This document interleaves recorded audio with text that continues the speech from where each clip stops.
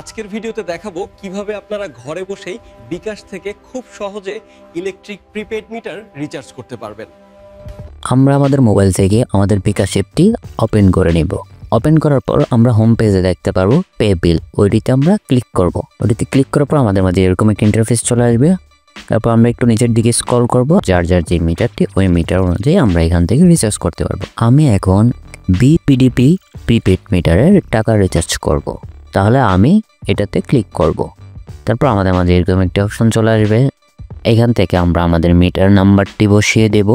Metre নাম্বারটি বসানোর পর আমরা আমাদের একটি কন্ট্যাক্ট নাম্বার দেব, যেটাতে মেসেজের টোকেন নাম্বারটি আমরা পাবো। মিটার নাম্বার এবং মোবাইল নাম্বার দেওয়ার পর আমরা পে বিল করতে এগিয়ে যান, এটিতে ক্লিক করব। তারপর আমাদের মাঝে এরকম একটি ইন্টারফেস চলে আসবে। এখানে আমরা আমাদের পরিমাণ মতো অ্যামাউন্টটি বসিয়ে দেব। আমি 200 টাকা রিচার্জ করে আমি আপনাদেরকে দেখাচ্ছি। তারপর আমাদের মাঝে এরকম একটি ইন্টারফেস চলে আসবে। আমরা এখান থেকে নিচে পরবর্তী ধাপে যেতে ট্যাপ করুন, ওটিতে ক্লিক করব। ওটিতে ক্লিক করার পর আমরা আমাদের বিকাশের যে পিনটি ওই পিনটি আমরা দিয়ে দিব। তারপর আমরা পিন কনফার্ম ক্লিক করব। তারপর এখান থেকে একটু ভালো করে চেক দিয়ে নেবেন আপনাদের মিটার নাম্বারটি ঠিক আছে কি নাই।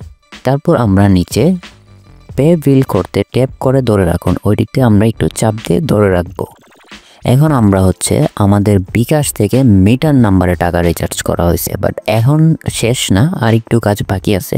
শুধু বিকাশ থেকেই আপনি এখান থেকে রিচার্জ করে দিলেই শেষ হয়ে যায় না। যে নাম্বারটা দেওয়া হয়েছিল রিচার্জ করার সময় মোবাইল নাম্বার, ওই নাম্বারে একটি মেসেজ আসবে, টোকেন নাম্বার ওইখানে দেওয়া থাকবে এবং আপনার কত টাকা রিচার্জ হয়েছে, কত টাকা পেড কাটছে সম্পূর্ণ ওইখানে দেওয়া থাকবে। ওই মেসেজটিতে আমরা যাব। আমরা মেসেজটিতে যাওয়ার পর মেসেজটিতে এই যে দেখতেছেন টোকেন নাম্বারটা, এই টোকেন নাম্বারটি এখন সবগুলো নাম্বার ঠিকভাবে আমাদের মিটারে উঠাবো। ওঠানোর পর এই যে সবুজ একটা বাটন দেখতেছেন, আমরা ওই বাটনে প্রেস করব।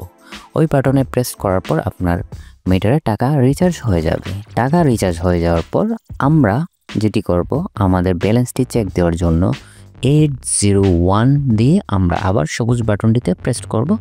আমাদের ব্যালেন্সটি ওইখানে শো করবে, আমাদের মিটারে এখন কত টাকা আছে। ভিডিওটি ভালো লাগলে লাইক, কমেন্ট আর শেয়ার করে সাথে থাকুন।